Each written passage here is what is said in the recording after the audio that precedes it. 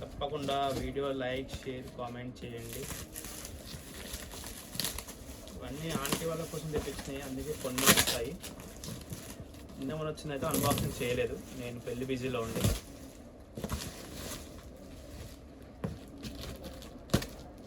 కొంతమంది పెండింగ్ కూడా ఉన్నాయి పాపం, వాళ్ళకు కూడా ఇచ్చేయాలి.